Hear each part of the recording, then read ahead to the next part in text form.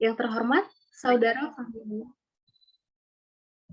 selaku Ketua Pelaksana Acara. Yang terhormat, Saudara Muhammad Bilal Asrori selaku Ketua Koperasi Mahasiswa Fakultas Ekonomi dan Bisnis Universitas Airlangga. Yang terhormat, Pengawas Koperasi Mahasiswa Fakultas Ekonomi dan Bisnis Universitas Airlangga, serta peserta pendidikan dan latihan dasar Koperasi Mahasiswa Fakultas Ekonomi dan Bisnis Universitas Airlangga tahun 2021 yang berbahagia. Alhamdulillah, puji syukur kita panjatkan kehadirat Allah Subhanahu wa Ta'ala, karena berkat rahmatnya, kita diberi kesempatan untuk bersama-sama menghadiri pendidikan dan latihan dasar pada pagi hari ini dalam keadaan sehat walafiat. Sebelumnya, izinkan saya memperkenalkan diri terlebih dahulu. Saya, Brilianti Rosamun Ariadna Larasati, selaku pembawa acara pada pendidikan dan latihan dasar pada pagi hari ini. Kemudian, izinkan saya kembali untuk membacakan peraturan pelaksanaan pendidikan dan latihan dasar Koperasi Mahasiswa Fakultas Ekonomi dan Bisnis Universitas Airlangga tahun 2021.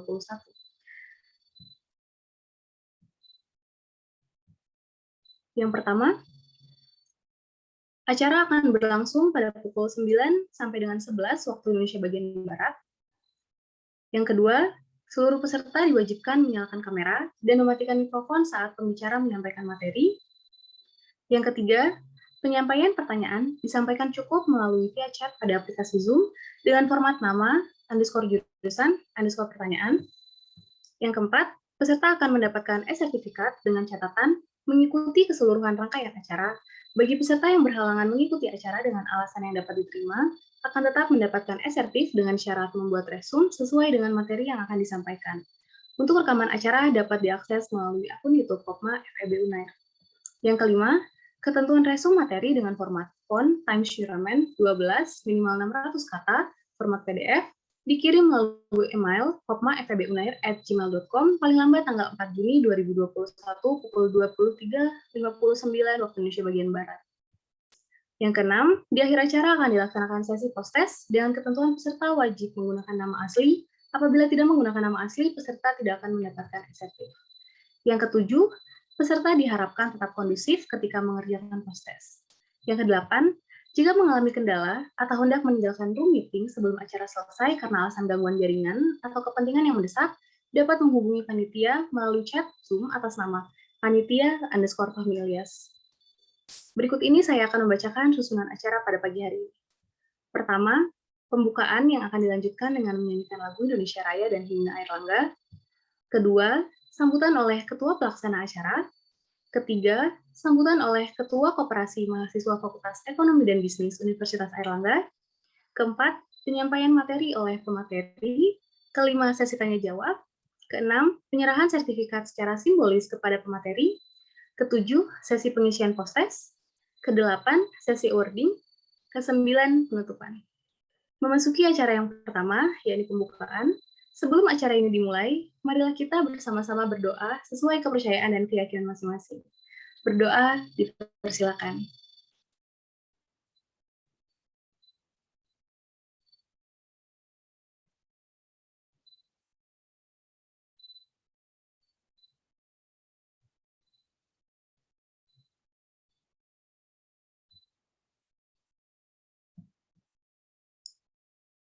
Tidak ada kata cukup dalam berdoa, kemudian dilanjutkan dengan menyanyikan lagu Indonesia Raya dan Himne Airlangga. Kepada panitia yang bertugas, dipersilakan.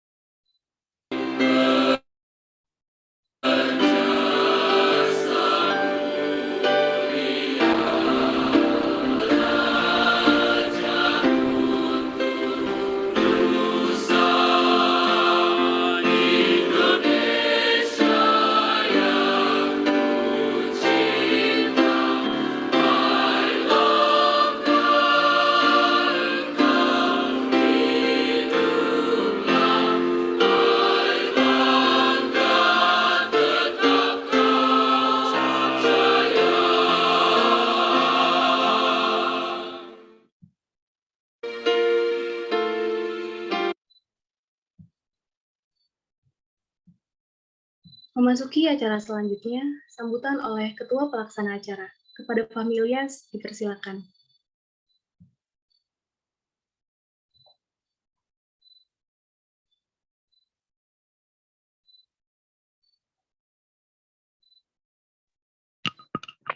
Sebelumnya saya mohon maaf ya, ini lagi di luar, jadi Assalamualaikum, saya Wali. Assalamualaikum warahmatullahi wabarakatuh. Selamat pagi, salam sejahtera bagi kita semua. Salam, Om Swastiastu, Namo Buddhaya, salam kebajikan. Yang terhormat, Kak Retisia Rismadani, SE, selaku pemateri kita pada hari ini.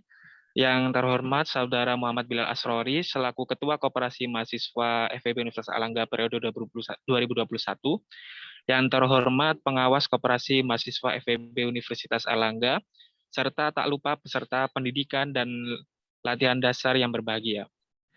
Pertama-tama, marilah kita panjatkan puji syukur kepada Allah Subhanahu wa taala yang telah melimpahkan rahmat, taufik serta hidayahnya kepada kita semua sehingga pada hari ini kita bisa berkumpul dalam room Zoom pada acara kali ini dalam keadaan sehat walafiat. Kedua kalinya, salat serta salam tidak lupa kita junjungkan kepada Nabi besar Muhammad SAW yang telah menuntun kita dari jalan kegelapan menuju jalan yang terang benderang, yaitu Adinul Islam. Sebelumnya, pada kesempatan kali ini, saya mengucapkan terima kasih yang sebesar-besarnya kepada teman-teman sekalian yang sudah hadir untuk mensukseskan acara Diksar Kopmap pada tahun ini. Kami dari Koperasi Mahasiswa FEB Universitas Airlangga bermaksud mengadakan acara pendidikan dan latihan dasar Kopma FEB 2021 guna memberikan dorongan, semangat, serta ilmu baru nantinya bagi pengurus dan anggota Koperasi Mahasiswa FEB Universitas Airlangga yang nantinya bisa bermanfaat ke depannya bagi kita semua. Dan acara ini merupakan salah satu kegiatan yang mana dapat meningkatkan awareness dan minat kita sebagai mahasiswa untuk berkorporasi serta menambah pengetahuan kita dalam bidang ekonomi koperasi. Dan harapan saya semoga dengan adanya acara ini bisa meningkatkan pemahaman tentang koperasi dan distribusi di era digitalisasi untuk perekonomian bagi mahasiswa pada umumnya dan tentunya bagi kita pengurus serta anggota Kopmap pada khususnya. Mungkin itu saja, sekian dari saya, kurang lebihnya mohon maaf. Wabillahi taufiq wal hidayah, waridha wal inayah. Wassalamualaikum warahmatullahi wabarakatuh. Waalaikumsalam warahmatullahi wabarakatuh. Terima kasih atas sambutannya. Sambutan selanjutnya akan disampaikan oleh Ketua Koperasi Mahasiswa Fakultas Ekonomi dan Bisnis Universitas Airlangga. Kepada Muhammad Bilal Asrori, dipersilakan. Terima kasih atas kesempatan yang diberikan. Assalamualaikum warahmatullahi wabarakatuh. Salam sejahtera untuk kita semua. Yang saya hormati Kak Retisia Rismadani selaku pemateri pada hari ini dan saudari Eli Rahmawati selaku moderator beserta teman-teman pengurus dan anggota yang saya banggakan. Puji syukur kehadirat Allah Subhanahu wa taala yang telah melimpahkan rahmatnya kepada kita semua sehingga kita dapat berkumpul secara daring dalam keadaan yang insya Allah sehat. Pertama-tama saya ucapkan terima kasih kepada Kak Resti yang telah berkenan menjadi materi dalam Diklat Dasar pada tahun ini. Semoga ilmu yang akan disampaikan nanti dapat bermanfaat bagi kita dan bisa menjadi amal jariah. Tak lupa saya mengucapkan terima kasih kepada teman-teman panitia yang telah menyiapkan acara serta teman-teman peserta yang sudah menyempatkan waktunya untuk hadir. Seperti yang kita ketahui, Diklat Dasar ini merupakan program kerja tahunan yang wajib diikuti oleh anggota Kopma FEB UNER yang tujuannya itu untuk memberikan pengetahuan dasar mengenai koperasi. Dan pelaksanaan Diklat Dasar ini juga merupakan implementasi prinsip koperasi, yaitu pendidikan perkoperasian. Sehingga diharapkan dengan mengikuti Diksar pada hari ini, teman-teman bisa mendapatkan wawasan baru dan menambah minat dalam berkoperasi. Terakhir, saya mewakili panitia memohon maaf apabila selama pelaksanaan acara ke depan terdapat kendala dan perbuatan yang kurang berkenan. Semoga acara dapat berjalan dengan lancar. Demikian yang dapat saya sampaikan. Wassalamualaikum warahmatullahi wabarakatuh. Waalaikumsalam warahmatullahi wabarakatuh. Terima kasih atas sambutannya. Memasuki acara inti, yakni pemaparan materi yang akan dipandu oleh Eli Rahmawati selaku moderator pada acara pagi hari ini. Berikut saya bacakan CV dari moderator.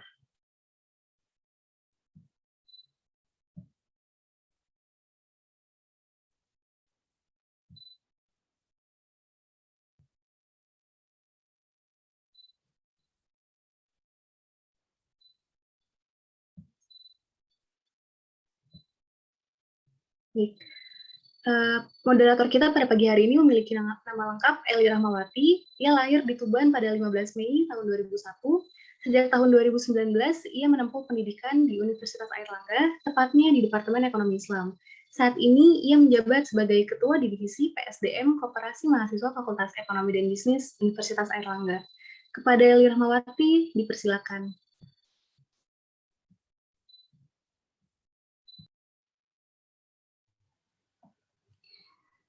Baik, terima kasih kepada Kak Laras selaku host kita pada pagi hari ini yang telah memberikan kesempatan kepada saya untuk melanjutkan rangkaian acara pada pagi hari ini.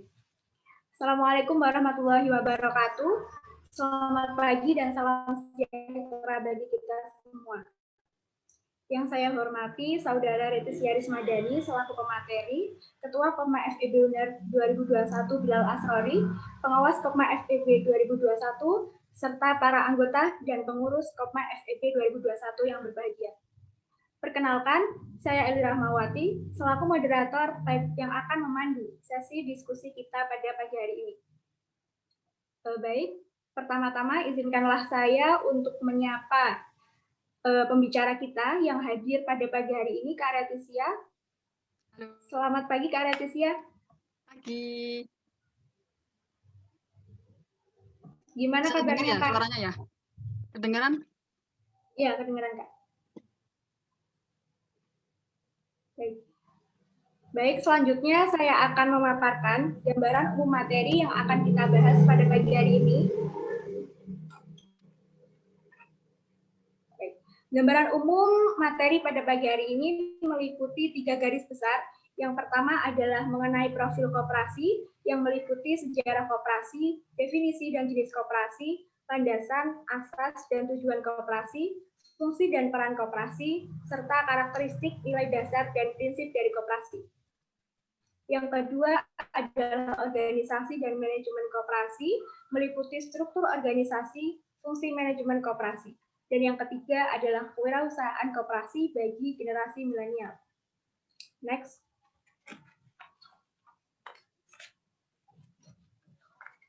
Baik, sebelum kita beranjak lebih dalam lagi, saya akan menjelaskan terlebih dahulu apa itu Diksar. Jadi Diksar sendiri merupakan singkatan dari pendidikan dan latihan dasar, di mana dalam hal ini yang akan kita bahas yaitu tentang koperasi. Jadi Diksar merupakan pemaparan materi dan latihan dasar tentang koperasi bagi pengurus dan anggotanya. Baik, inilah dia pemateri kita pada pagi hari ini, Kak Retisia Rismadani. Tak kenal maka tak sayang teman-teman, jadi izinkanlah saya untuk menyampaikan CV singkat dari beliau. Beliau bernama lengkap Retisia Rismadani, sarjana ekonomi, dan beliau merupakan fresh graduate dari Universitas Airlangga tahun 2020. Beliau juga pernah menempuh pendidikan di SMA Negeri 2 Jombang, SMP Negeri 2 Jombang, dan SD Negeri 4 Jombang. Beliau juga merupakan delegasi dari International Student Outbound to University of Technology Petronas Malaysia pada tahun 2018.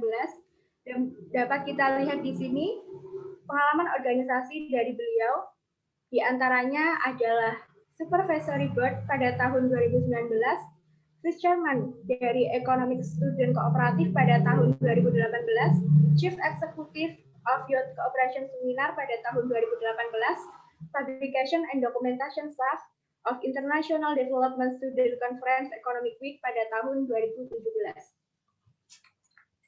Next.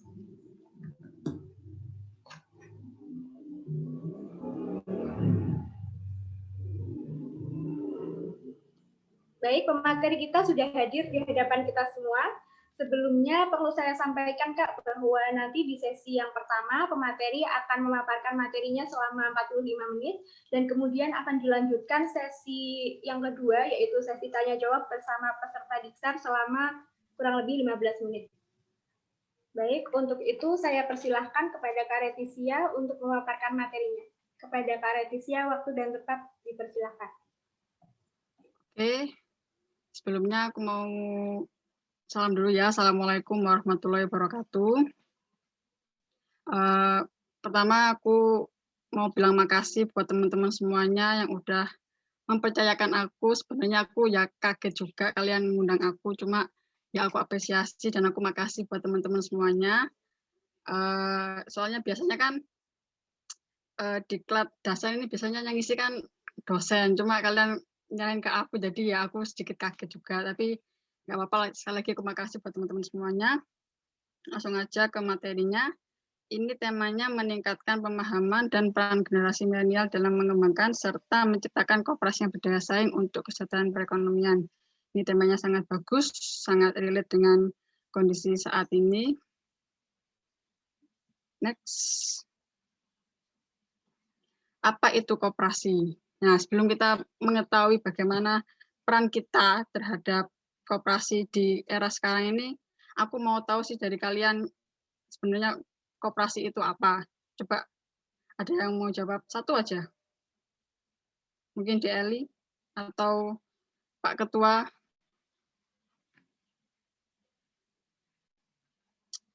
Koperasi itu apa? Pak Ketua mungkin. Jadi menurut saya ini koperasi ini sebuah badan usaha, sebuah organisasi di mana anggota ini berperan sebagai yang mengelola. Dan bedanya dengan badan usaha lain itu koperasi ini memiliki asas kekeluargaan. Jadi tujuan utamanya itu selain mensejahterakan anggota juga mensejahterakan masyarakat. Benar banget. Makasih ya Pak Ketua. Oke, next.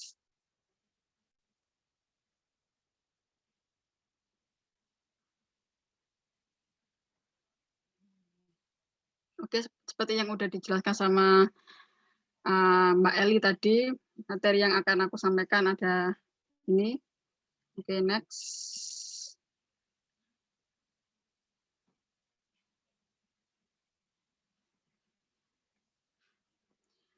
Singkat aja ya, ini sejarah koperasi. Sebenarnya koperasi ini udah ada di seluruh dunia, cuma aku ambil 3 aja. Yang pertama, koperasi ini lahir di Inggris tahun 1844, tepatnya di kota Rochdale di Inggris. Koperasi yang didirikan adalah koperasi konsumsi, tujuannya untuk meringankan beban kaum buruh akibat revolusi industri di Inggris. Seperti yang kalian tahu bahwa revolusi industri itu nantinya akan menggeser peran dari buruh. Yang selanjutnya buruh itu akan merasa kehilangan pekerjaannya, sehingga dia membutuhkan sesuatu untuk bisa survive untuk kehidupannya. Makanya buruh itu membuat suatu perkumpulan yang mana perkumpulan itu memiliki usaha bersama, dan usaha bersama itu memiliki prinsip-prinsip yang dikatakan sebagai prinsip Rochdale, yang mana prinsip Rochdale ini menjadi cikal bakal adanya prinsip koperasi, seperti demokrasi, memiliki hak dan kewajibannya sama di antara anggota, lalu kekeluargaan, kepercayaan, dan lain-lain. Lanjut di Jerman, ini tahun 1848, muncul pertama kali koperasi kredit, atau bisa dibilang koperasi simpan pinjam, yang diprakarsai oleh wali kota F.B. Raiffeisen. Lanjut ke Prancis tahun 1850, pertama kali didirikan koperasi produksi. Ini didirikan oleh kaum buruh lagi-lagi akibat adanya revolusi industri di Prancis. Lalu di Indonesia ini aku bagi kemerdekaan dan setelah kemerdekaan. Yang pertama sebelum kemerdekaan tahun 1896, ini diprakarsai oleh Patih Purwokerto Raden Arya Wiratmaja, yang memberikan koperasi kredit atau simpan pinjam yang modelnya sama seperti diprakarsai oleh Raiffeisen. Lalu koperasi ini dirasa cocok banget untuk masyarakat Indonesia, sehingga berkembang terus sampai akhirnya saat setelah kemerdekaan ini mengadakan sebuah kongres satu koperasi di Indonesia, yang mana ini dihadiri oleh seluruh perwakilan koperasi di seluruh Indonesia. Ini diselenggarakan di Tasikmalaya tanggal 12 Juli 1947. Makanya pada tanggal 12 Juli ini dijadikan sebagai Hari Koperasi Indonesia. Nah, lanjut ke kongres, adanya kongres tahun 1953 ini juga menetapkan Muhammad Hatta sebagai Bapak Koperasi Indonesia. Next. Definisi koperasi seperti yang sudah dikatakan oleh Pak Ketua tadi ya, hampir sama. Ini aku cuma ambil dari 3 yang menurutku penting. Yang pertama dari ILO, International Labour Organization, dan Dr. Andes Arifina Chaniago ini adalah seorang penulis buku Kekoperasian Indonesia, dan yang ketiga adalah dari Undang-Undang Nomor 25 Tahun 1992 yang secara general mengatakan bahwa koperasi adalah badan usaha yang beranggotakan orang-orang atau badan hukum koperasi yang melandaskan kegiatan berdasarkan prinsip koperasi sekaligus sebagai gerakan ekonomi rakyat yang berdasarkan atas asas kekeluargaan. Okay, next. Ini jenis koperasi yang di Indonesia menurut Undang-Undang Nomor 25 Tahun 1992 ada 5. Yang pertama koperasi konsumen, yang kedua koperasi produsen, yang ketiga koperasi simpan pinjam, yang keempat koperasi pemasaran, dan yang kelima koperasi jasa.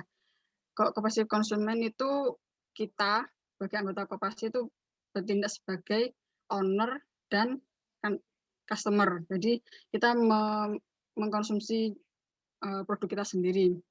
Kalau produsen sebagai anggotanya koperasi itu beranggotakan para produsen. Jadi mengolah dari input menjadi output. Kalau simpan pinjam itu koperasi yang kegiatan usahanya adalah menerima dan memberikan uang atau pinjaman berupa uang pada anggotanya dengan bunga yang lebih sedikit daripada kita meminjam uang di bank. Lalu ada koperasi pemasaran, itu hampir sama seperti koperasi konsumen, cuma kita sebagai produsen hanya menjalankan fungsi distribusi aja. Jadi yang mengkonsumsi masyarakat umum. Kalau koperasi jasa, kita menghasilkan jasa dan menerima jasa dan sebagai konsumen jasa dan juga sebagai produsen jasa.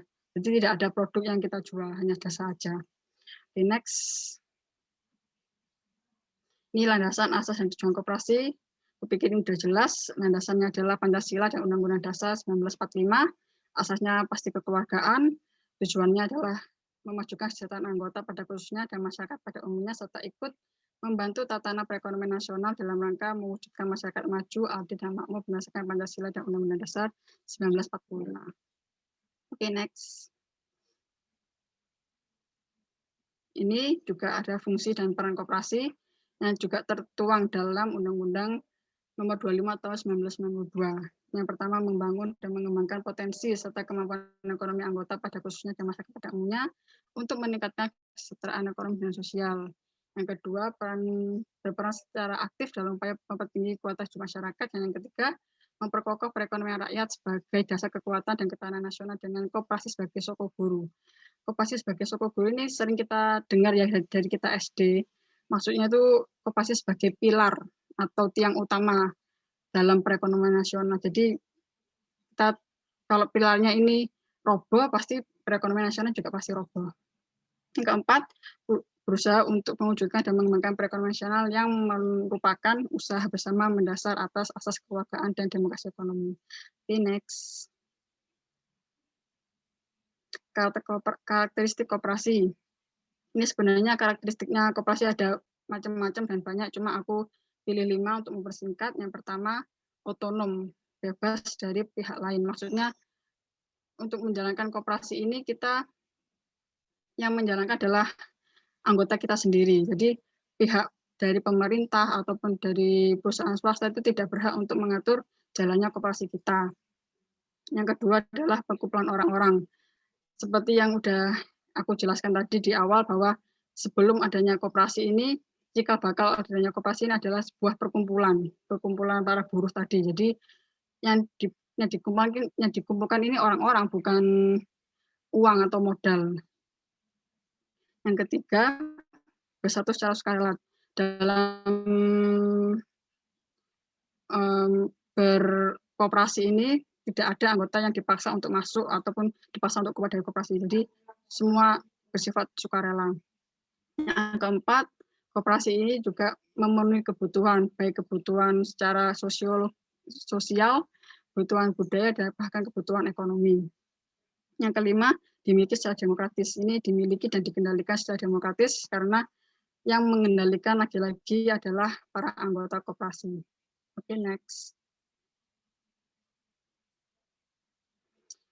Kemudian ada nilai-nilai dasar koperasi menurut ICA tahun 1995. ICA ini kepanjangan dari International Cooperative Alliance yang menetapkan 6 nilai dasar koperasi. Yang pertama adalah swadaya, yaitu motif kerjasama antar anggota koperasi dalam menggalang potensi guna menghimpun kekuatan untuk memecahkan masalah bersama. Jadi masalah bersama itu tidak mungkin dipecahkan secara sendiri-sendiri, melainkan harus melalui dengan kerjasama, sehingga koperasi itu diartikan sebagai menolong diri sendiri atau swadayaku, karena kita bekerjasama untuk menolong masing-masing dari kita lewat kerjasama itu tadi. Yang kedua, swatanggung jawab. Swatanggung jawab ini menekankan pada pentingnya jiwa kemandirian. Kalau kita memiliki tanggung jawab sendiri, otomatis kemandirian dari kita itu akan timbul, yang mana itu menjadi sumber kekuatan utama dari koperasi. Yang ketiga adalah demokrasi. Demokrasi ini merupakan cita-cita yang berkaitan dengan pengelolaan koperasi. Karena dikelola oleh anggota, maka harus dilakukan secara demokrasi, karena yang mengendalikan itu tidak hanya satu orang. Kalau perusahaan kan hanya beberapa orang atau petinggi-petinggi. Kalau ini tuh semua anggota berhak untuk mengendalikan dan menentukan bagaimana jalannya koperasi itu. Yang keempat adalah persamaan, ini berkaitan dengan perlakuan yang sama bagi setiap anggota tanpa memandang besar kecilnya simpanan yang dimiliki oleh setiap anggota. Tidak pasti. Yang kelima, keadilan. Nilai keadilan ini ditegakkan melalui mekanisme kelembagaan. Misalnya banyaknya transaksi itu berarti pasti juga banyak juga SHU-nya seperti itu bersifat adil. Yang keenam, kesetia kawanan yang merupakan dasar terwujudnya kerjasama yang langgeng antara anggota koperasi untuk memperbaiki nasib bersama. Kayak pepatah bilang berat sama dipikul, ringan sama dijinjing. Oke, next. Nah, ini ada prinsip-prinsip koperasi. Yang pertama, keanggotaan yang sukarela dan terbuka. Nah, udah aku jelaskan tadi, terbuka untuk semua masyarakat yang mau dan ikut untuk melakukan berbagai tugas dan kewajiban yang harus dilakukan di koperasi, dan sukarela, tidak ada paksaan untuk bisa masuk atau harus keluar dari koperasi. Yang kedua, pengendalian oleh anggota, karena koperasi adalah perhimpunan dari orang-orang, maka otomatis konsekuensinya adalah koperasi itu harus dikendalikan oleh anggota. Yang ketiga, partisipasi ekonomi anggota. Ini partisipasi berupa kita kalau memberikan simpanan ke koperasi itu sebagai bentuk dari partisipasi ekonomi kita, yang kemudian nanti akan diputar lagi uangnya untuk anggota yang membutuhkan. Lalu otonomi dan kebebasan, ini kita bisa mengendalikan koperasi kita tanpa ada campur tangan dari pihak luar seperti pemerintah ataupun perusahaan swasta yang lain. Yang kelima adalah pendidikan, pelatihan, dan informasi. Ini sangat penting karena untuk bisa membuat koperasi ini selalu eksis dan selalu maju untuk kedepannya. Dan yang keenam, kerjasama di antara koperasi-koperasi. Ini kerjasama di antara koperasi ini penting untuk menambah wawasan dan pengalaman kita sebagai sesama koperasi, sehingga kita bisa belajar banyak dari koperasi-koperasi yang lain. Yang ketujuh, kepedulian terhadap komunitas. Ini seperti yang sudah dijelaskan di nilai-nilai dasar koperasi, bahwa adanya nilai kesetia kawanan, harus peduli dengan komunitas itu. Oke, next.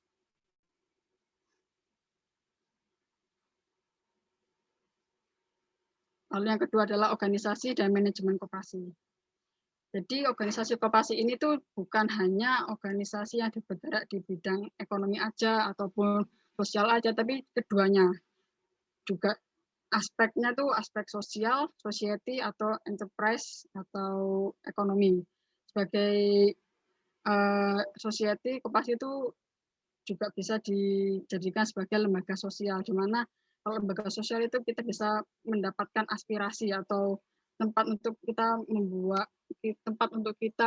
mendapatkan apresiasi sosial budaya dengan cara organisasi atau sosialisasi dengan sama anggota. Lalu dari aspek enterprise atau perusahaan itu koperasi sebagai lembaga ekonomi mikro, dan beroperasi dalam sistem ekonomi pasar yang penuh persaingan. Jadi koperasi ini kayak perusahaan juga yang nantinya akan mampu meningkatkan perekonomian para anggotanya. Nah, basis hubungan koperasi ini ada dua, yaitu kepercayaan dan rasionalitas. Kita harus percaya dengan pengurus, dengan pengawas, dan dengan sesama anggota koperasi. Dan rasionalitas harus rasional juga gitu loh.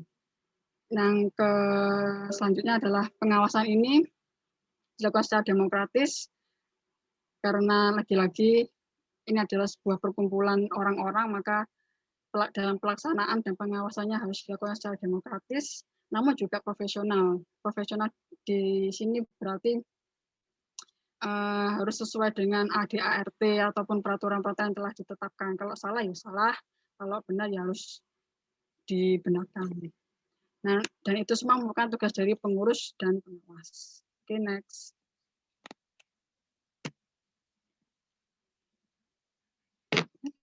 Next. Ini struktur organisasi koperasi. Ini aku buatnya segeneral mungkin ya. Jadi semua organisasi semua struktur organisasi di koperasi itu kurang lebih seperti ini. Yang jelas yang pertama, kedudukan tertinggi ada di rapat anggota. Lalu di bawahnya ada pengawas dan pengurus. Ini berarti pengawas dan pengurus bertanggung jawab atas rapat anggota. Yang kemudian ada dewan penasihat. Ini dewan penasihat jika diperlukan.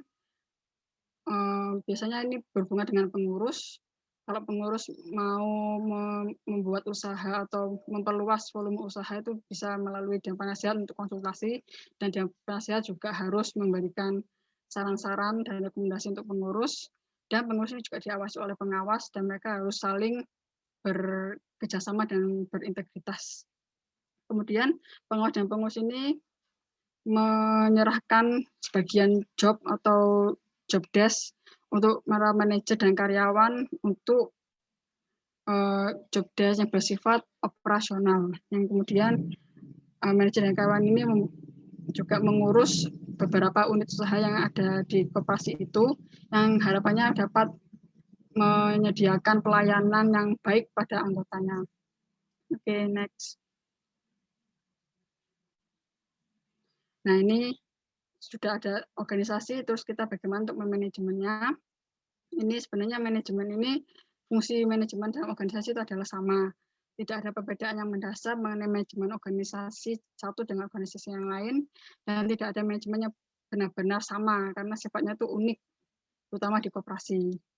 Kalau untuk manajemen koperasi sendiri itu suatu penerapan ilmu manajemen di ruang lingkup koperasi untuk mencapai tujuan koperasi, yaitu meningkatkan kesejahteraan berdasarkan nilai-nilai dan prinsip koperasi. Sama aja kayak manajemen dimasukkan ke dalam koperasi itu. Ini aku ambil ada 4 yang fungsi manajemen paling terkenal, yaitu planning, organizing, actuating, dan controlling.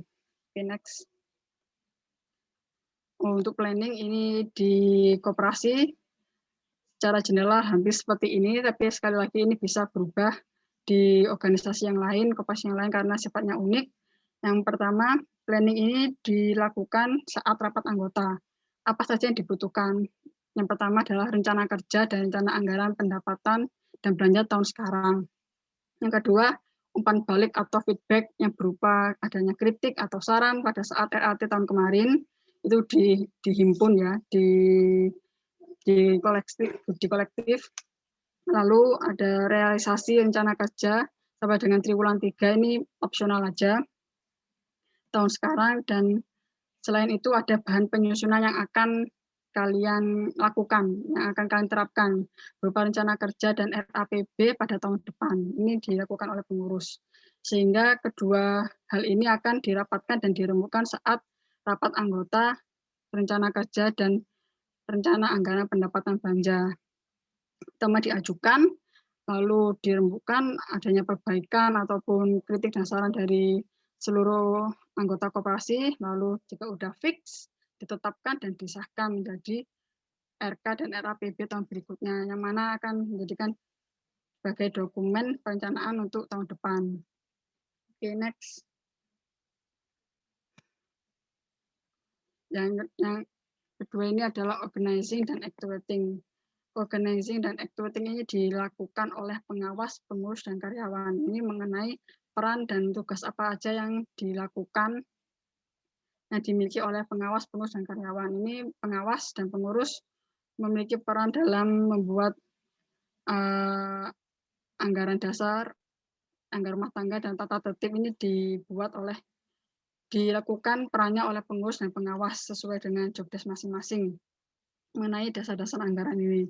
Kemudian pengurus dan pengawas ini menyerahkan sebagian tugas pada karyawan untuk hal-hal yang berkaitan dengan operasional. Misalnya kayak ada ikatan kerja dengan koperasi atau job description, penugasan, kayak misalnya menjaga toko atau melakukan pelayanan terhadap anggota dan lain-lain. Oke, next. Ini controlling, artinya pengawasan. Pengawasannya ada dua, secara internal dan eksternal. Yang internal dilakukan oleh pengawas, dan eksternal ini dilakukan oleh pihak luar. Ada pejabat sesuai UU Koperasi dan ada akuntan publik. Ini kalau dari Kopma, eksternal ini belum ada. Dan mungkin tidak akan ada karena di Kopma ini kita tidak berbadan hukum. Minusnya itu. Soalnya kalau kita mau berbadan hukum, berarti segala kayak kita harus sewa. Yang di Kopmap itu yang di lantai atas di BKM itu kita harus sewa kalau kita mau badan hukum. Terus listriknya juga kita harus bayar. Dan itu mungkin nggak mungkin buat mahasiswa gitu loh. Jadi kita nggak mungkin sampai ke eksternal, mungkin hanya ada di pengawas yang kalian punya sekarang. Dan pengawas ini penting melakukan pengawasan dengan 3 cara. Yang pertama secara insidental, artinya sesuai dengan kebutuhan, bisa saja mendadak, ataupun saat ada keperluan-keperluan penting. Lalu ini triwulanan, ini bisa diganti periodik atau bulanan, terserah sama kalian semua. Yang ketiga adalah di akhir tahun, yang merupakan kumulatif dari insidental dan triwulan ini. Oke, next. Nah, ini ada laporan akhir tahun atau LPJ yang dilakukan, yang dibuat oleh pengurus dan pengawas. Ini nanti akhirnya laporan akhir tahun atau LPJ ini akan diflorkan ke rapat anggota tahunan atau RAT.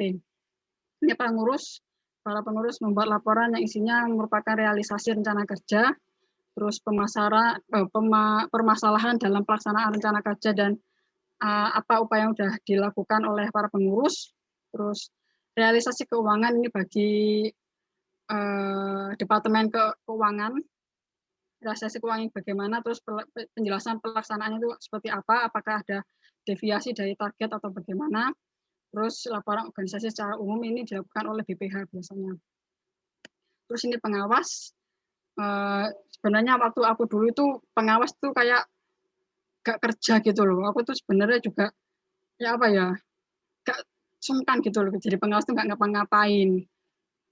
Makanya aku minta tolong buat teman-teman semua, terutama yang pengawas ini juga harus memberikan pemeriksaan yang benar-benar pemeriksaan. Terus kalian bikin kayak laporannya, terus analisis hasilnya seperti apa, terus kalian juga memberikan saran-saran kepada pengurus, dan ini harus tertulis ya. Kalau aku dulu tuh nggak tertulis, jadi kayak non formal gitu aja. Padahal harusnya harus ada tertulisnya biar ada tanggung jawabnya untuk anggota. Terus kalian juga berhak untuk memberikan penilaian perkembangan organisasi atau penilaian terhadap pengurusnya. Terus yang penting buat pengawas. Oke, next. Nah, sekarang kewirausahaan koperasi bagi generasi milenial sesuai dengan tema yang kalian usuli. Oke, next. Wira koperasi, ada wirausaha, ada wira koperasi. Sebenarnya hampir sama, cuma ini lingkupnya di koperasi. Ini menurut Rofke tahun 1995. Wira koperasi terdiri dari 2 kata, yaitu wirausaha dan koperasi. Dalam arti usaha atau perilaku koperasi untuk mengembangkan diri. Yang kedua ada pengertiannya lain. Ini kewirausahaan koperasi adalah suatu sikap mental positif dalam berusaha secara kooperatif dengan mengambil prakarsa inovatif secara keberanian untuk mengambil resiko dan berpegang teguh pada prinsip identitas koperasi dalam mewujudkan terpenuhnya kebutuhan nyata serta peningkatan kesejahteraan bersama. Ini pelaku wira koperasi ini bisa siapa aja, ada anggota, bisa terus manajer, birokrat yang membantu dalam pembangunan koperasi, terus katalis itu orang luar tapi dia berperan dalam perkembangan koperasi, dia mau untuk sukarela berperan dalam perkembangan koperasi. Oke, next. Ini ada fungsi kewirausahaan. Yang pertama ada fungsi wirakoperasian rutin, yang kedua kewirakoperasian upgradage, yang ketiga kewirakoperasian inovatif. Kalau yang wirakoperasian rutin itu diarahkan pada kegiatan rutin organisasi, usaha koperasi seperti produksi, pemasaran, personalia, keuangan, dan administrasi. Ini kalau kayak kegiatan operasional aja gitu loh. Jadi untuk era sekarang ini bisa diminimalisir dari biaya-biaya yang ada, kayak pemasaran kalian mungkin bisa masuk atau membuat account di e-commerce, mungkin bisa dengan menjualkan produk-produk di koperasi lewat e-commerce bisa. Terus secara keuangan mungkin ada lewat cashless ataupun terserah, pokoknya yang jelas harus sesuai dengan perkembangan saat ini. Tuh, untuk mengurangi ketidakefisienan, biar efisien aja. Terus yang upgradage yang dimaksudkan adalah sebagai keputusan yang diambil dari dua kondisi berbeda. Ini maksudnya wirausaha atau wirakoperasi itu harus pintar untuk membaca peluang dari dua kondisi yang berbeda. Misalnya sekarang kondisinya pandemi, terus tapi kita masih butuh konsumsi misalnya, atau butuh sesuatu yang hanya ada di koperasi, misalnya kayak benih alma mater itu kan itu tidak dijual bebas di toko-toko, tapi yang ada cuma di koperasi dan di daerah kampus misalnya.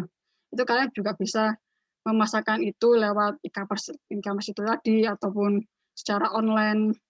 Itu tugasnya kewirausahaan, itu mengambil peluangnya di situ. Terus yang ketiga, kewirakoperasian inovatif, yang berarti selalu tidak puas dengan kondisi yang ada dan harus terus berkembang dan belajar untuk lebih maju lagi. Oke, next. Nah, ini tugas wirakoperasi yang pertama, mendudukkan koperasi sebagai penguasa yang kuat di pasar. Ini sebenarnya udah pernah terjadi di Kopmap waktu tahunku. Saat itu masih belum terlalu booming ya masalah teknologi yang seperti saat ini. Jadi Kopmap itu dulu pernah menjadi monopoli. Monopoli dalam arti kayak soal-soal tahun lalu itu yang punya cuma anak Kopmap aja. Sedangkan yang sekarang ini teman-teman semua tuh mau beli soal-soal di Kopmap itu kemahalan, soalnya udah ada teknologi yang nge-share lewat PDF ataupun lewat foto teman-teman itu. Ya, itu jadi kedudukan koperasi terutama Kopma yang di FEB itu semakin menurun gitu loh. Jadi nggak bisa memonopoli lagi karena ada teknologi itu tadi. Makanya tugas wirakoperasi ini bagaimana caranya biar Kopma ini bisa memonopoli lagi gitu. Yang kedua, kemampuan dalam mereduksi biaya transaksi. Ini biaya transaksi itu tugas utamanya berarti menekan adanya biaya transaksi. Contohnya biaya pencarian informasi. Jadi orang yang nggak tahu Kopma misalnya, aku dulu sebenarnya semester 1, semester 2 tuh nggak tahu apa itu Kopmap. Soalnya yang tempatnya mencil di atas gitu. Jadi itu sebenarnya kalau diuangkan itu bisa besar ininya biayanya. Jadi dengan adanya e-commerce lagi-lagi atau sosial media, kita bisa memperkenalkan koperasi itu seperti apa, sehingga biaya dari situ tuh pasti ditekan. Terus ada biaya risiko yang mungkin ada saat adanya transaksi. Misalnya kalian buka akun di Shopee, itu kan ada Shopee Pay. Shopee Pay itu ada Shopee Pay Later, dan menurutku itu kayak aman aja gitu loh. Nggak ada yang ngutang, nggak ada yang nggak bayar. Soalnya dulu waktu aku jadi pengurus itu ada yang sampai utang-utang juga, makanya sempat bingung juga gitu loh. Kalau adanya teknologi sekarang mungkin biaya-biaya itu bisa ditekan dan bisa dihindari. Terus yang ketiga ada pemanfaatan interlinkage market, ini hubungan dengan para produsen dari input. Kita butuh, misalnya kita butuh kertas, nah kita itu hubungannya dengan para pengusaha kertas, kayak kulaan gitulah. Itu kita juga bisa memanfaatkan teknologi lewat e-commerce, lagi-lagi lewat e-commerce, karena benar-benar kalau di Shopee atau di Tokopedia atau dimanapun itu pasti biayanya pasti lebih murah, dan itu bisa kalian manfaatkan di situ kalau mau kulaan atau bagaimana. Terus pemanfaatan trust capital ini mengelola modal yang ada secara efisien dan meningkatkan peran anggota. Anggota harus berperan aktif dalam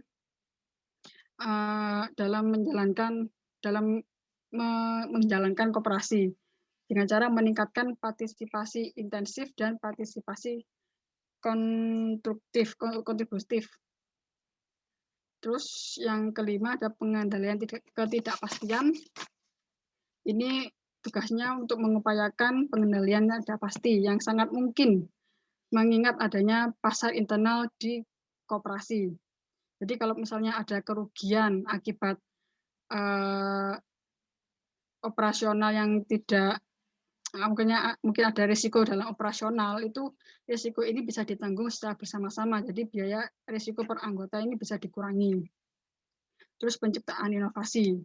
Ya, inovasi berarti menciptakan inovasi yang menguntungkan para anggota koperasi, misalnya dengan menambah volume usaha atau menambah biaya, menambah alat untuk bisa kita membayar, misalnya cashless, itu kan menguntungkan anggota juga.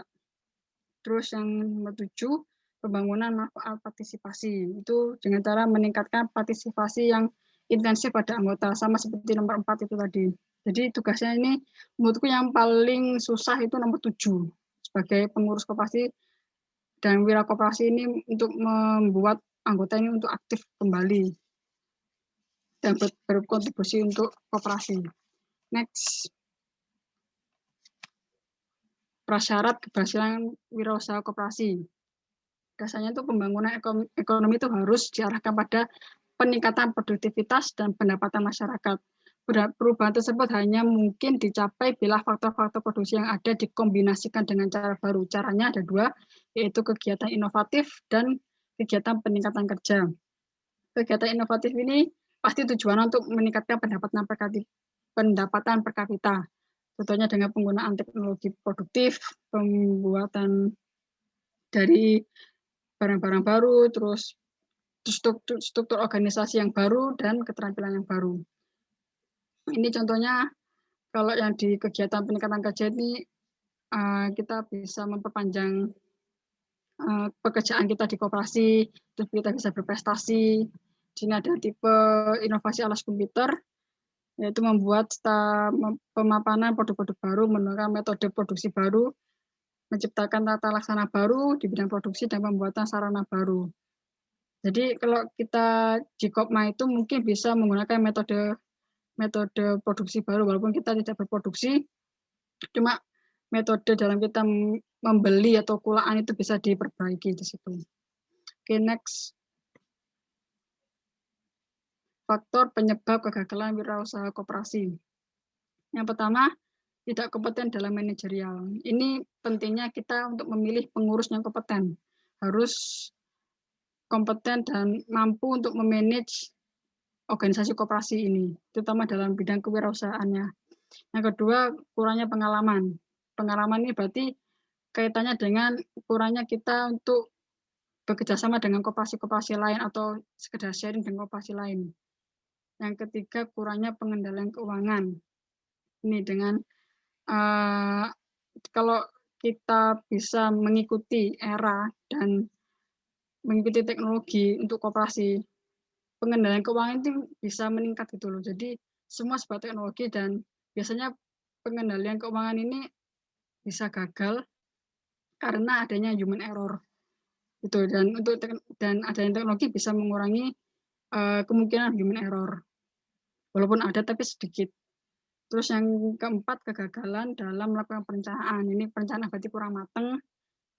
Lagi-lagi harus didiskusikan oleh seluruh anggota koperasi dan perencanaannya harus menyeluruh dan matang lah intinya.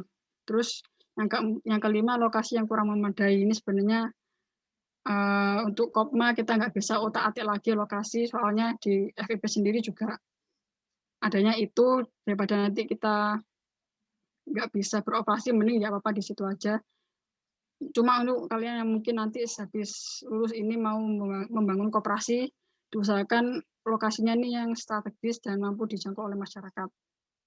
Yang ke-6, kurangnya pengawasan peralatan. Ini penting, soalnya aku dulu juga ada kayak print, terus fotokopi komputer itu karena kurang pengawasan, jadi otomatis transaksi di Kopem itu berkurang gitu. Soalnya orang-orang juga males untuk ngantri di Kopma karena lamanya, soalnya printernya cuma 1 atau 2. Itu harus ada pengawasan peralatan di situ.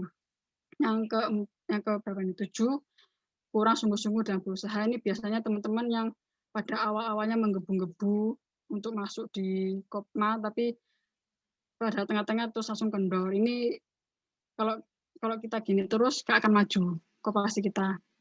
Jadi lagi-lagi peran pengurus untuk terus memberikan semangat dan hal-hal yang menarik para anggota untuk terus bisa berkontribusi dalam koperasi ini. Terus yang terakhir, ketidakmampuan melakukan transisi kewirausahaan. Ini transisi berarti berhubungan dengan teknologi saat ini. Kita kalau stagnan berjalan di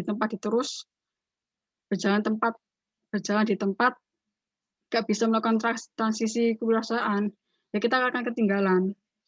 Misalnya semua koperasi udah punya OVO atau Dana atau Shopee Pay, terus kita di situ kita belum ada perubahan atau transisi ke arah sana, ya kita ketinggalan. Soalnya ya bagaimana kebutuhan kita tuh semakin cepat dan semakin banyak, sedangkan tujuan koperasi itu untuk memberikan pelayanan yang cepat dan memberikan pelayanan yang bagus untuk anggota. Jadi menurutku ketidakmampuan melakukan transisi kewirausahaan ini yang paling berpengaruh sih kalau untuk saat ini. Next.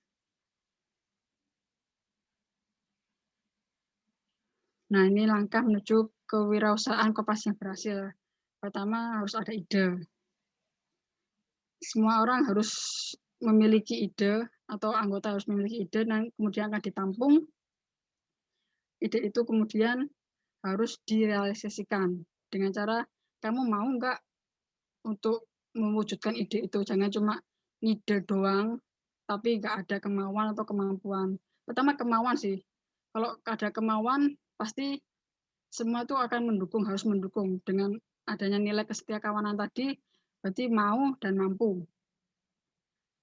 Kalau mampu, udah mulai berjalan, lagi-lagi tengah-tengah nggak boleh kendor semangatnya.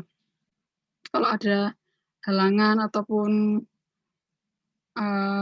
sedikit geronjalan itu terus langsung patah semangat, itu tugas dari teman-teman semua anggota koperasi untuk saling menyemangati, kesetiakawanan. Terus yang terakhir ada loyalitas dan responsibility. Loyalitas berarti kita harus setia, loyal terhadap koperasi, tidak mudah untuk keluar masuk koperasi dan memiliki tanggung jawab terhadap kemajuan dan perkembangan koperasi. Okay, next. Ini kemudian adanya fungsi inovatif, ini yang penting untuk milenial, karena fungsi inovatif ini memiliki dampak yang banyak. Yang pertama, dalam mengenal keuntungan atau benefit dari kombinasi baru. Jadi adanya fungsi inovatif ini mampu membuat kita untuk mudah mengenal keuntungan yang akan diperoleh. Seperti kita mampu melihat peluang, terus bagaimana kalau peluang, dengan adanya peluang ini kita mengombinasikan teknologi yang ada dengan apa yang kita punya, misalnya seperti itu. Terus juga bisa evaluasi keuntungan atau benefit yang terkandung dalam kombinasi baru. Dengan kita kalau udah mengatur, mengenal keuntungan itu, terus kita bisa melaksanakan, terus kita pasti ada evaluasi dong untuk bagaimana kombinasi itu bagus atau tidak untuk dilanjutkan. Terus terhadap pembiayaan juga bisa mengurangi pembiayaan atau biaya transaksi, atau biaya yang lain-lain, biaya admin dan lain-lain. Dan adanya inovasi juga bisa meningkatkan perencanaan atau membantu perencanaan kita semakin matang dengan adanya teknologi. Dan misalnya ini bisa dalam pembangunan tempat-tempat produksi, kita bisa mengetahui lokasi-lokasi yang strategis untuk teman-teman yang mau membuat koperasi.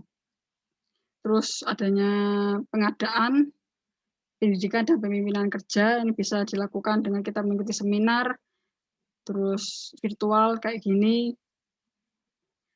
Adanya fungsi inovatif berupa teknologi ini bisa membantu kita untuk terus belajar.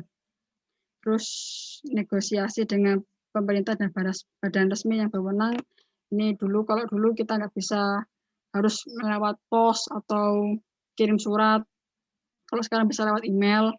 Terus negosiasi dengan pemasok dan pelanggan. Ini kalau kalian udah buat account kayak Shopee atau Tokopedia, kan kita bisa bernegosiasi di situ dengan biaya yang sangat-sangat minim. Oke, next. Kriteria keberhasilan koperasi yang ada dua, pendekatan perusahaan dan pendekatan efek koperasi. Yang jelas, berarti tidaknya koperasi itu dilihat dari peningkatan anggota koperasi. Kalau anggota koperasi kalian segitu-gitu aja, berarti koperasi kalian belum berhasil. Itu aja. Terus peningkatan modal dan peningkatan volume usaha itu nanti belakangan menyusul. Yang penting peningkatan anggota perorangan. Terus secara efek koperasi, produktivitas pasti meningkat dan efektivitas juga masih meningkat. Adanya rasa adil dari semua anggota koperasi dan mantap, ini berarti koperasi ini sudah stabil, mendekati stabil. Oke, next.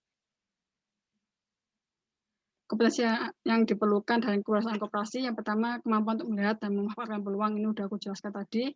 Terus kemampuan untuk memahami secara baik dan benar mengenai usaha dikembangkan, harus paham apa yang kamu lakukan, usaha apa yang kamu lakukan.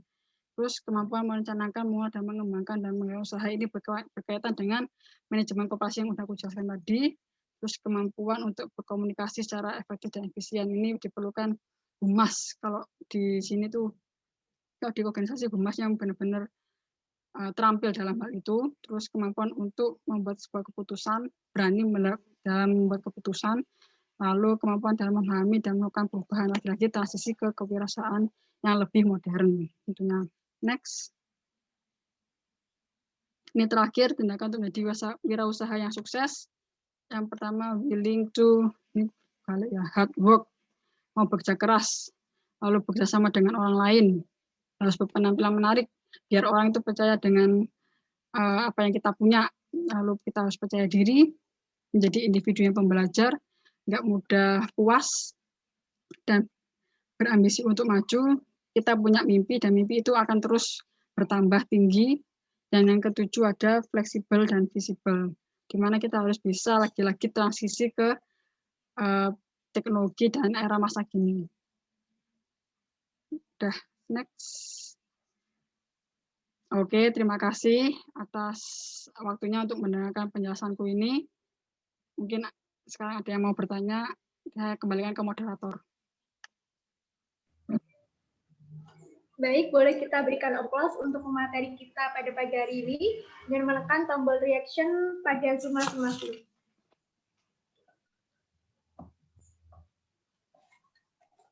Terima kasih. Baik teman-teman, sekarang saatnya untuk kita memasuki sesi yang kedua, yaitu sesi tanya-jawab bersama Karetisia. Saya berikan kesempatan bagi 3 orang terlebih dahulu yang ingin bertanya. Dipersilahkan untuk bisa langsung tuliskan di kolom chat nama, underscore jurusan, underscore pertanyaan.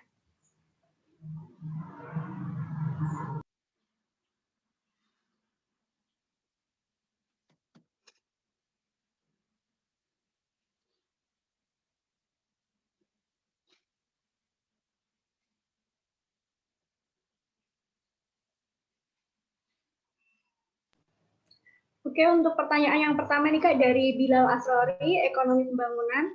Kak izin bertanya, dengan disederhanakan regulasi tentang jumlah minimal anggota koperasi menjadi 9, apa bisa sustain keberlangsungan koperasi dibanding 20 orang? Kepada Kak Leticia dipersilakan. Maaf, gimana? Kurang jelas. Kurang dengar tadi. Saya ulangi, Kak Ya. izin bertanya, dengan disederhanakannya regulasi tentang jumlah minimal anggota koperasi menjadi 9, apa bisa sustain keberlangsungan koperasi dibanding 20 orang? Kalau menurut aku sih, dengan adanya regulasi itu tuh mungkin menambah ya, menambah apa mengurangi tadi?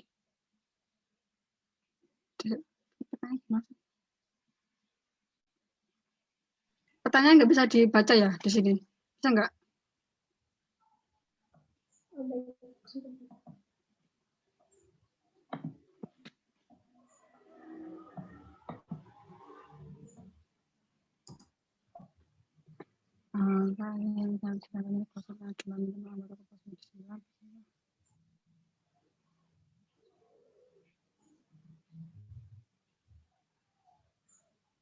Oh, kalau menurutku sih ya enggak sih, soalnya dengan adanya koperasi minimal 9, kayaknya koperasi nggak ada ininya ada apa, harus 9 atau nggak boleh lebih dari 9, soalnya yang ada mungkin minimal anggota koperasi itu berapa dan bisa meningkat. Soalnya yang aku tahu koperasi semakin banyak jumlah anggota koperasi maka semakin sustain juga gitu. Soalnya misalnya kalau di koperasi simpan pinjam itu ya, kalau banyak anggota yang masuk ke situ berarti otomatis modal yang akan ditanam di koperasi itu berupa simpanan itu semakin besar. Jadi orang tuh semakin banyak dan semakin percaya gitu loh ke koperasi yang anggotanya lebih besar daripada koperasi yang anggotanya cuma 9. Jadi menurutku lebih bisa sustain yang anggotanya lebih banyak daripada yang sedikit. Kalau menurut aku loh ya. Mungkin ada tanggapan dari Bilal. Baik Mbak, terima kasih atas jawabannya. Ya, bersama. Mungkin ada yang lain. Kita di sini sharing ya, kalau misalnya jawabanku kurang pas, kalian bisa langsung diskusi aja. Baik, untuk teman-teman yang lain dipersilakan untuk bertanya. Bisa langsung tuliskan di kolom chat nama, underscore jurusan, underscore pertanyaan. Terima kasih.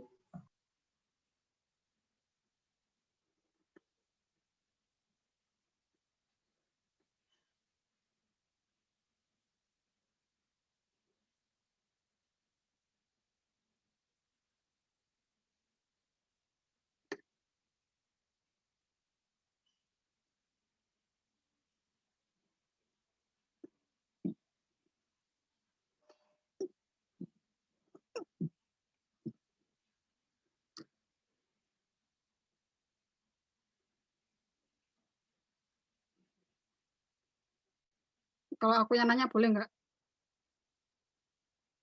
Gantian. Boleh Kak, dipersilakan. Boleh ya. Aku pengen tahu sih gimana sekarang Kopma itu dalam menghadapi pandemi ini. Maksudnya struggle apa aja, pasti aku tahu kalian pasti banyak struggle waktu pandemi kayak gini. Koperasi nggak buka, terus kampus juga nggak buka, gimana? Mungkin Pak Ketua atau bisa jawab. Iya Yang Kak. lain mungkin ya. Oh ya, emang ini sih masalah umum ya kalau buat pandemi gini kan semua koperasi mahasiswa pasti ngalami yang namanya terutama di unit usahanya kan kayak usaha dagangnya itu terhambat, terus gimana kita internalnya antar anggota itu pasti juga nggak ikatan antar anggota itu nggak seerat ketika offline. Itu sih yang paling kerasa. Tapi untuk di unit usaha dari tahun lalu itu di Kopma ini udah buat akun Instagram itu namanya Kopmart. Itu isinya jualan produk-produk dari teman-teman, juga nanti kita cari kulaan juga terus di-post di situ. Cuma untuk saat ini itu juga masih belum berkembang cepat, soalnya masih kesusahan kayak nyari tempat kayak suppliernya, terus gimana kita nanti jualnya. Sama buat e-commerce, buat Shopee yang tadi Mbak Resti bilang itu kita juga belum sampai situ. Untuk yang dari keanggotaan ini juga kebetulan ini ada pertanyaan dari Ayun. Ya. Nah ini masalahnya ini juga kayak gini, seperti anggota koperasi yang sering hilang-hilangan, kayak kurang aktif di grup, mungkin juga masalah umum seperti itu. Oke, berarti masalah yang sudah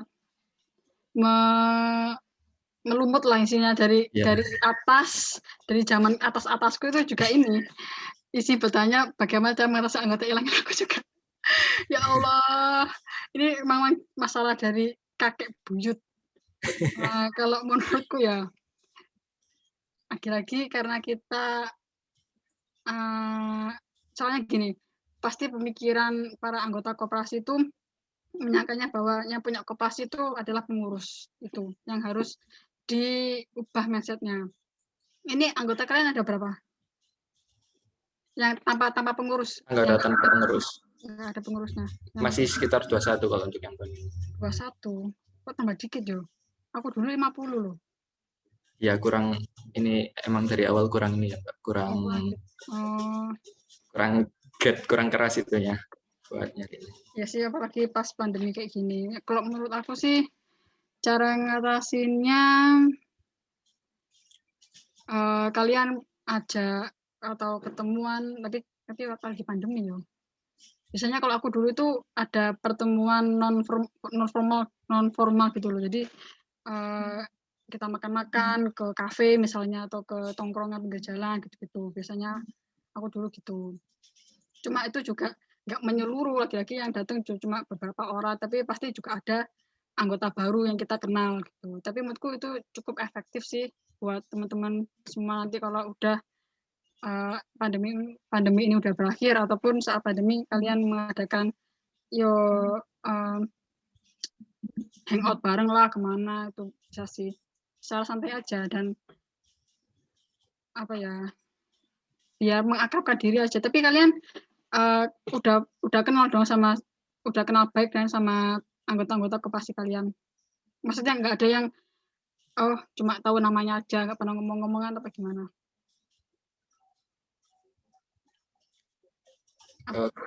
Kalau saya sendiri sih beberapa anggota kenal, soalnya juga teman-teman sendiri juga.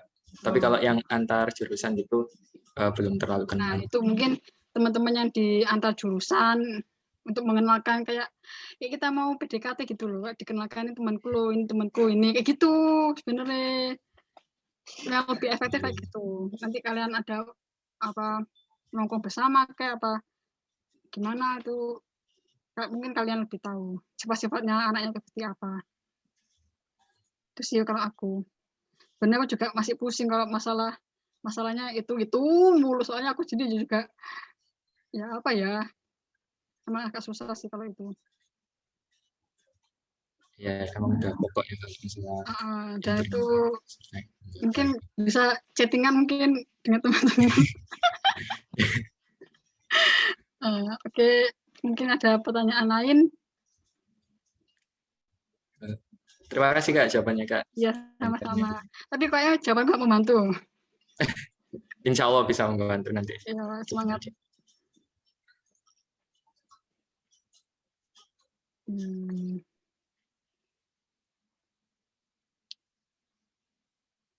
Oh ya, aku mau tanya untuk unit usahanya tuh apa aja ya kalian? Mungkin Pak Ketua Unit Usaha, Departemen Unit Usaha bisa menjawab. Maksudnya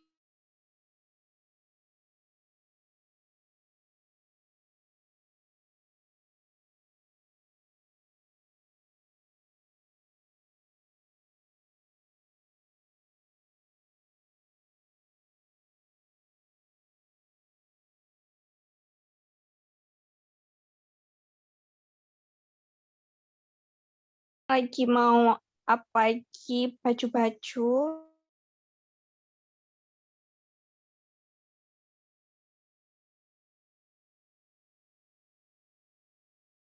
Akunnya apa nanti biar tak sebarin ke teman-teman juga. Ya, makasih ya, Mbak. Oke. Terus mungkin ada lagi mau kita sharing-sharing aja.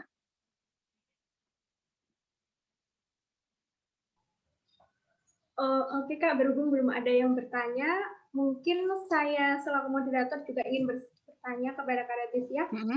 Menurut Kak Leticia, gimana sih cara meraketkan anggota dan pengurus itu selama masa pandemi COVID-19 ini? Karena menurut aku dengan cara gimana pun, kalau misalkan kita belum tatap muka itu, gimana ya Kak, kurang greget aja gitu feel-nya. Menurut Kak Leticia, gimana caranya untuk meraketkan pengurus dan anggota?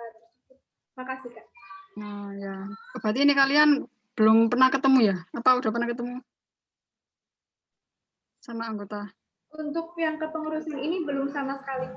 Belum sama sekali ya. Udah pernah mengadakan Zoom kayak gini-gini belum sama anggota? Tapi nggak usah ngomongin masalah perkoperasian, cuma santai-santai aja gitu. Udah pernah belum? Udah Kak. Jadi untuk di agenda PSDM sendiri itu ada yang namanya kita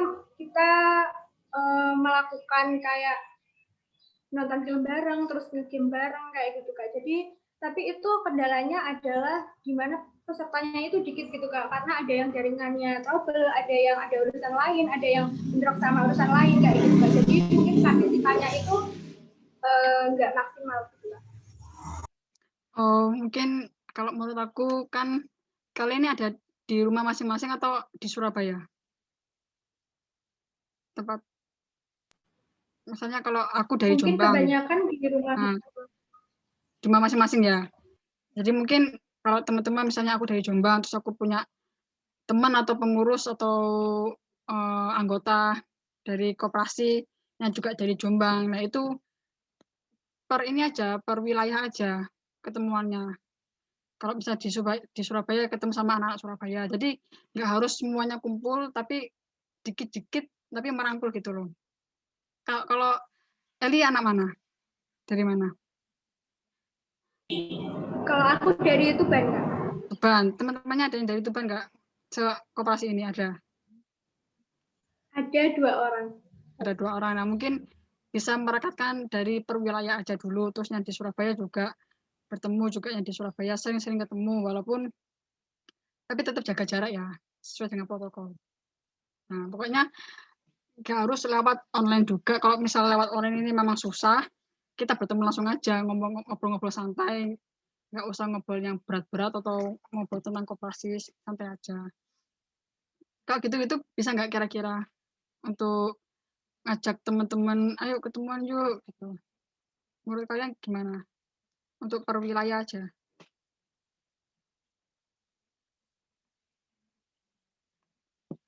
Bisa mungkin kalau untuk per wilayah kalau buat sekedar hangout bareng gitu.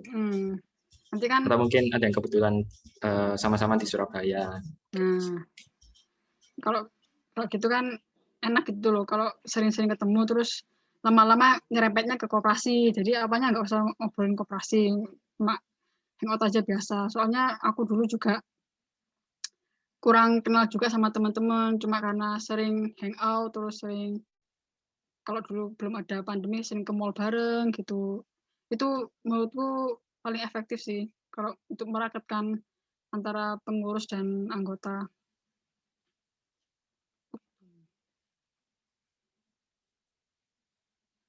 Mungkin nanti terima kasih atas jawabannya. Ya, nanti mungkin ada dari perwakilan yang bilang ke ketua atau ke siapa, ke ketua lebih tepatnya untuk laporan lah kayak progresnya di sini tuh anaknya ini terus kita udah akrab kayak gitu-gitu. Nanti suatu saat kalau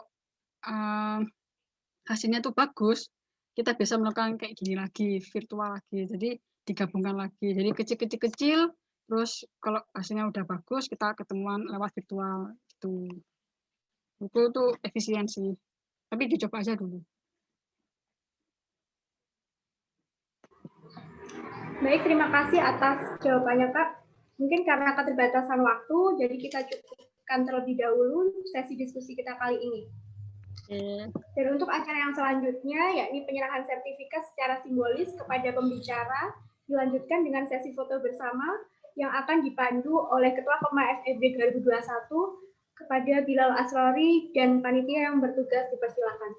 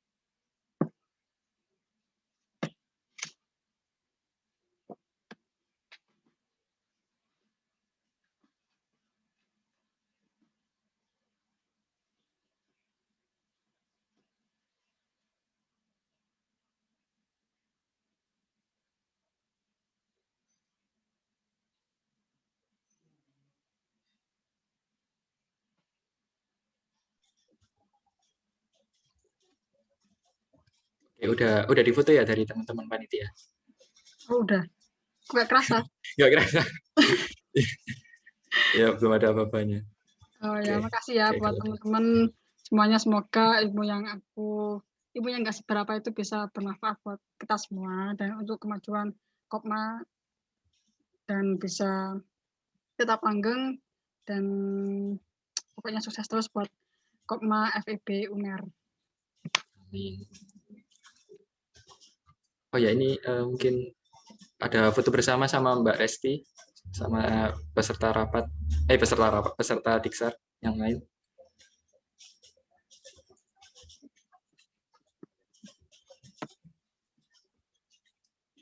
Gimana dari panitia?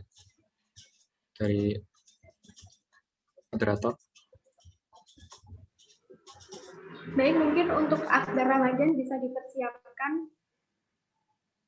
Ya, oke, untuk slide pertama standby ya. Yuk, on cam yuk, on cam.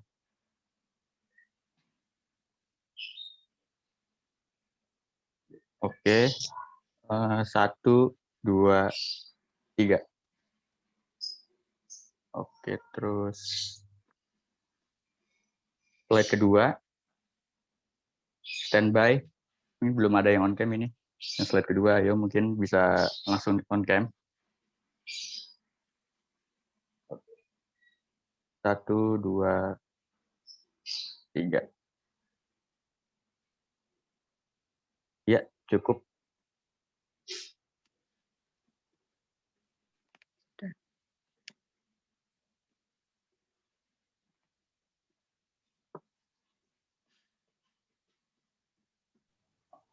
Baik, kami ucapkan terima kasih kepada Kak Retisia Rismadani selaku pembicara kita pada pagi hari ini. Dan tanpa mengurangi rasa hormat, kami apabila Kak Leticia ada keperluan yang lain bisa meninggalkan